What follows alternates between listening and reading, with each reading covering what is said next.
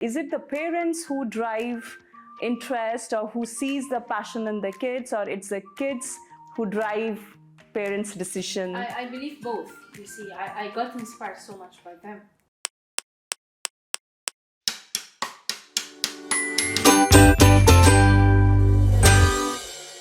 Hello, friends. Good morning, and welcome to my podcast, the Reengineered Podcast. And I'm your host, Madhusmita Nayak. And in this podcast, we'll be sharing authentic stories who have thought of success beyond achievements. And for this, today I have two beautiful guests with me, Nadine and Nada, who will be sharing that as a family, how they have found out the purpose. So, brief introduction about Nadine. She is in grade 7 and she is nominated as the class ambassador. And since the age of 6, she started making videos to raise awareness about empathy, friendship using LOL toys. We'll be listening more about LOL toys, Nadine. Alongside, she has been interviewed on TV and Kids magazine. She is also with her beautiful mother, Nada, who has more than 15 years of experience in corporate world in strategy, business excellence, and now she is an organizational coach. It's a pleasure having you both. We are very happy to be with you, Madhu, today, and we're always, happy to get an invite from you. Thank you, Nada. My first question to you, Nadine, because you are such a young girl, and I think people, when they're busy at your age, at least when I was at your age, I was playing with toys and I'm so messy not knowing what to do. But you identifying purpose of life and what you are doing, it's amazing. Can you tell me who and how you got inspired to take such an inspiring step at your age? So first of all, I got inspired originally by my mother and how she was doing her NLP coaching. And Okay. in 2018, I started to go with my mother to these workshops, and I got to invite some friends with me, and we had these anti-bullying preventions to try and help children to stand up for themselves. After COVID started, since everybody was going through a tough time, I thought, since I have my toys, I thought I could make a difference to people, even at my young age. So I once a week, we went out to my garden and I made these anti-bullying or just in general coaching videos with my toys. And Amazing. this was a result, and as you said, I've went to TV and I've been in a magazine, and I've also been to many workshops with my mother, and I'm so grateful to be here and to be doing this.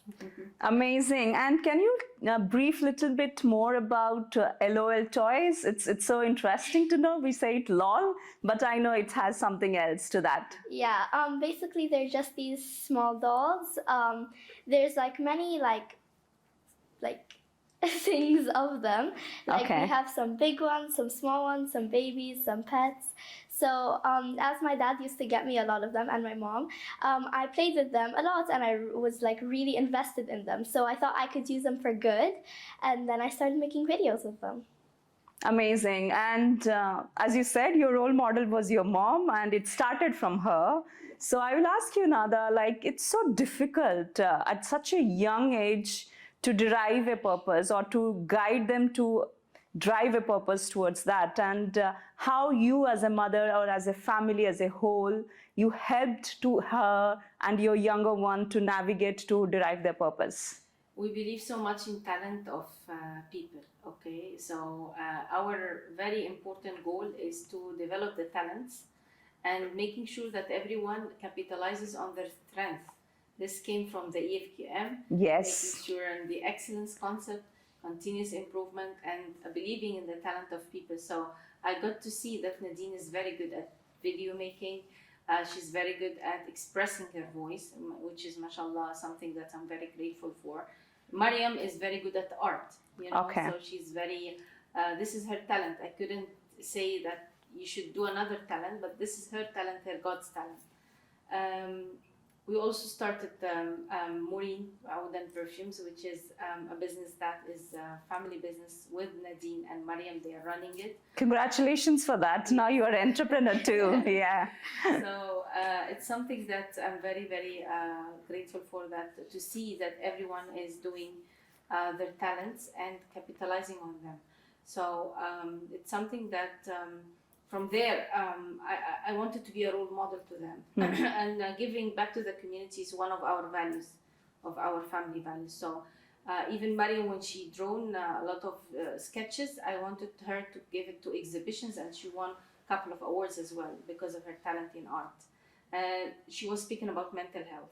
Okay, amazing. Exactly. It's such a very critical topic to be addressed. Yeah. Exactly. So it's how we really make sure that each one of them they grow their talents, they shine in their talents, and we don't force a certain thing on them. This is also my message to all families. Don't force on your kids to do something that they are not talented in. Capitalize on what they are already good at, and you can always work on the areas of improvement, definitely, but don't force, because I've seen a lot of parents saying, no, you have to go there, you don't have to do this, or you don't have to study that. This is not good, because it will frustrate the kids. I can completely relate to that, because we all go through that journey of learning in our parenthood too. And as you rightly said, like capitalizing on strength and also working side by side alongside to improve on their areas for improvement. Yes. But usually people forget their strength and try to give more energies and pressure on the areas where they need improvement. Exactly. So saying that, any particular re-engineered strategy or thing that you have used for? The growth mindset, learning from failures. I believe so much that you need to do it. Even if it's not working, you will have to try again. Nadine can also relate to that. Okay. When she did her Care Ambassador video. Okay. She did one video which was not the best. Mommy, she told me, I cannot do this video. I told her, you didn't try. Try again. Try one more time. Try third time. And then she won the Care. Amazing. And how many attempts it was together? For 3 or 4? Very good. Until she did a perfect video and she won that. So, I mean, you embrace your failures, try so many times until you reach your goal, but don't say that I cannot do it. Nothing is called I cannot. Yes. You know? And we need to believe on that. And I think the example that you stated, right? So 5 times in first go, but now maybe you might have excelled it and you'll be doing videos flawlessly in the first attempt, right? Yeah. So practice makes it perfect, and this is the ground With rule. coaching, we always use the word yet. I don't know how to do it yet. Okay. So yet is a magic word. Yet means I can always improve until I reach what I want. Okay. So we always use the yet word. It's also one of the hypnotic words of influencing, you know. So that we've always a language pattern. I mean. Okay. Don't say that I cannot do it only. I cannot do it yet. Yet. So that means you have a chance of doing it. Until I perfectly can do it. And because you are from business excellence background, we say that excellence is a journey. Same, everything is a journey. So we keep our milestones and destination higher and higher as we grow. Exactly. Perfect. And so amazing to know that you are your class ambassador. And I would like to have a thought on this, right? As we all know about egg chicken theory and who started whom and what got started first. The same thing as a family also, because we all have kids, and it's a message to whoever have children and how they see how, is it the parents who drive interest or who sees the passion in the kids, or it's the kids who drive parents' decision? I believe both. You see, I got inspired so much by them. Yet they took everything from me from the beginning, because I was representing a role model for them. You know, I've already initiated and took the action, and I went out and, you know, I've conquered my own fears, and then they could see how much persistence I had to complete my goals in each and every sector that I've worked on. So this definitely has inspired the kids. So parents need to work on themselves first, conquer their fears, don't have limiting beliefs, and take action. Okay, only staying in your comfort zone without taking any action will never get your kids inspired by what you're Correct. So saying that, do you ever share your failures also with them? Yes, they can see, and I always talk to them about that. Maybe didn't work well. I need to work on a better strategy, and it happened a lot. I have a lot of conversations that are very authentic with them.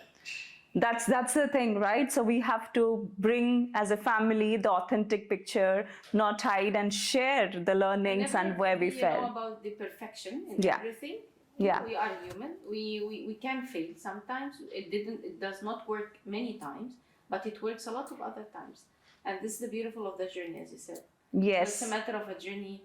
It's not like you just click on one button. And No, get it's a it journey. going. It's Yes. a lot of learnings and a lot of lessons learned, and a lot of also modified strategies. The agility here is very important. Exactly. Adaptation to life. For example, they always suffer sometimes with kids, their close friends traveling. Okay, and they share that this is for them, it's very frustrating, but then they learned how to adapt with the changing environment around In the them, culture and that, everything. Yeah. people might be very close to you, but they might travel and they are no longer here. And accept it and accept with whatever is So happening. this Yes. also, the agility and adaptation is one of the very important family values today. Amazing. And I think this is the theme of my podcast also. When you say re-engineering, people think it's about retransformation or re-changing completely. No, we have so much of experience and life skills. And yes, potential. And it's just about redesigning it, realigning it, and see what works, what we failed behind, and reworking on the thing what really works, and it will work in future. And we always say there is nothing called an unresourceful person. Correct. We have unresourceful states. Correct. So everyone has a lot of resources. Yes. Okay? So it's more of how much we are using these resources and making sure that we are capitalizing on them. Yes, and at right place and right time, right? So maybe it's a misfit for one particular thing, but as you said, capitalizing on the strength. Yes, I agree. Yeah. Now, Nadine, coming to you, like I know you are handling a lot of responsibility, right? So can you tell me, do you ever feel like, is it too much of responsibility on your shoulder, too much of expectation or pressure from parents, teachers, society? I wouldn't say it's a big responsibility. Yes, it is, but I believe, like my mom said, giving to the environment, because they've already gave me so much to think about and so much to do. So I believe in giving back to them, because of course it matters what you're around. So I've always thought yeah, it might be a big responsibility, but you need to make sure that you're doing it for a good cause. And I think it's really, I really love what I'm doing, because it's really helping other people, and especially my friends, because of course in this generation there are people that aren't that sweet. So I always like to stand up, because I might have more confidence than the rest of my friends. So I like to give back. Very good and amazing. And understanding the sense of giving back to society at this young age, I think, Nada, you have done a commendable job for your kids. Yeah. So thank you and congratulations for thinking of it. The thinking and ideology of giving back at such young age, it's started, at 2018, I've started raising emotionally intelligent children, an initiative where we speak about empathy. Yeah. And emotional intelligence, and that's why from there they got. You started it from home itself. Yes, yeah. And also for the community, I've done a lot of workshops to the schools for the kids and so on. So from there they understand how much empathy is very important. Yeah. In when it comes to understanding the differences between us and other kids. It's one of the very important values at our home. And I learned it myself from my parents. I'm so proud to speak about empathy specifically, because we were raised on empathy and forgiveness as well. But another thing also, Nadine does a lot of workshops to her friends in the school as kind of she's requested from the teacher to do a lot of workshops to speak also about the value of friendships. Do you attend her workshop? Because she used to attend your workshop. So do you attend? Sends videos of Invite mama also sometime, yeah. So it's a family learning. Very good. I think as a family doing this together and supporting each other, it's a great job. And congratulations to both of you as a family. Another question to you, like, I know it's a huge responsibility where you balance, like, sometimes when you give too much expectation and they are growing so fast and carrying so much of responsibilities for themselves, for the community, and standing up for voicing out for a concern, for a cause. How do you balance between fun-loving kids, because it's a youth stage and they want to enjoy, they want to play, and also at the same time having young ambassadors and voicing out their concern? Recognizing their efforts all the time, by recognizing what they are doing and actually making sure that it is something that would really elevate you.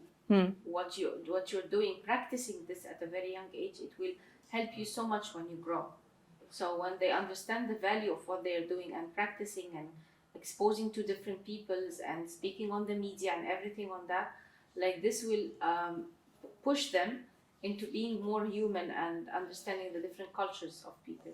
So by really stressing on the value of giving back and capitalizing on their talents, sometimes, for example, when my elder daughter, she draws, but she doesn't think about putting it into an exhibition or showing. But you cannot imagine how many people stood up in front of her sketch and they were surprised that it was done. Yeah, she did this something like that. Yeah. It means like she has a lot of potential and a lot of thinking inside her. She voiced it out through a sketch.